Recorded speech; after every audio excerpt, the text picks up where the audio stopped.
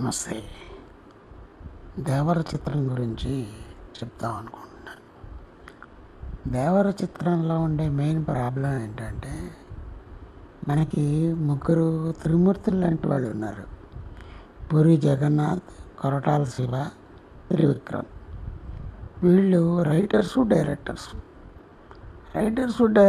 అయ్యేటప్పటికీ వీళ్ళకి ఒక రకమైన టన్నెల్ విజన్ లాంటిది ఏర్పడుతుంది. ఒక రకమైన సినిమాలు ప్లాట్ కొద్దిగా ఒక రకం.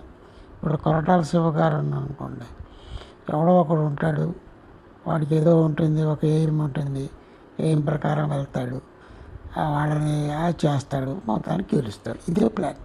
దీనిలో చెమ్మక్కేం ఉండదు. కథ అయితే స్ట్రైట్ ఫార్వర్డ్గా ఉంటే పూర్వకాలం బందిపోడి సినిమాలాగా ఉంది ఆ దేవర. దానిలో మనం చమక్కులు పెట్టాలి. చమక్కులు ఎందుకు పెట్టాల్సి వస్తుందంటే 2 కారణాలు. ఒకటి, మనకి రాజమౌళి అనే మత్తు ఒకటి ఉంది. తర్వాత మామూలు సన్నివేశం కూడా గొప్పగా తీయటం ఆయన్ని మనం చూసాం. వీళ్ళు ఈ పద్ధతి చేయలేకుండా ఉన్నారు. ఇప్పుడు సపోజ్ దేవరా సినిమాయే తీసుకోండి, 4 మంచి ఘట్టాలు కనుక వాళ్ళు గొప్పగా తీస్తే picture pan India picture, world picture అవుతుంది.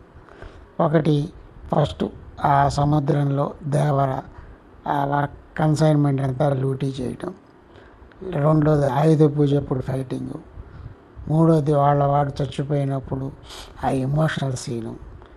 లాస్ట్లో అది ఇంకా సినిమాలో ఆ రెండో దేవర ఫైనల్ రెవల్యూషను. అవన్నీ ఏ పరిస్థితుల్లో వచ్చాయి, అది చాలా చక్కగా రాసుకొని కరెక్ట్గా చేస్తే, బాగా ఎలివేట్ చేస్తే పిక్చర్లో మిగతా చిన్న చిన్న పొరపాట్లు పెద్ద ఇబ్బంది పట్టించుకునే వాళ్ళం కాదు. చూడండి, కెమెరా అంతా కూడా ఎంత ఇదైనా సరే జూనియర్ ఎన్టీఆర్ పొట్టిగా కనబడ్డాడు. ఇప్పుడు రాజమౌళి గారు పెద్ద సినిమా తీస్తున్నాడు కాబట్టి పొడిగాటి వాళ్ళని తీసుకుంటాడు, చిన్నవాళ్ళని కూడా తీసుకున్నాడు.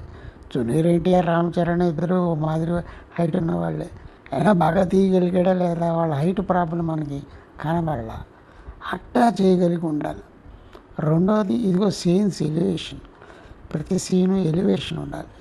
తర్వాత అంత పెద్ద కన్విన్సింగ్గా సేమ్ స్టోరీ చెప్తున్నప్పుడు కొద్దిగా ఇట్లాంటివన్నీ స్పెషల్స్గా ఉండాలి. సినిమా ఏంటంటే చాలా అన్నీ ఎక్స్పెక్టెడ్గానే జరుగుతున్నాయి. మనమే కొత్త విషయం ఏమి కనబట్టాల. కాబట్టి ఆ ట్రాక్ కొద్దిగా మార్చి చేయటము ఏదో చేస్తే బాగుండేది. పిక్చర్ ఓవరాల్గా గ్రాస్ కలెక్షన్స్ 500 కోట్లు అంటున్నారు, కానీ వాట్ ఎవర్ ఇట్ ఈస్, మనం కొద్దిగా బాగా చేసి ఉండొచ్చు అని నాకు అనిపిస్తుంది. నమస్తే.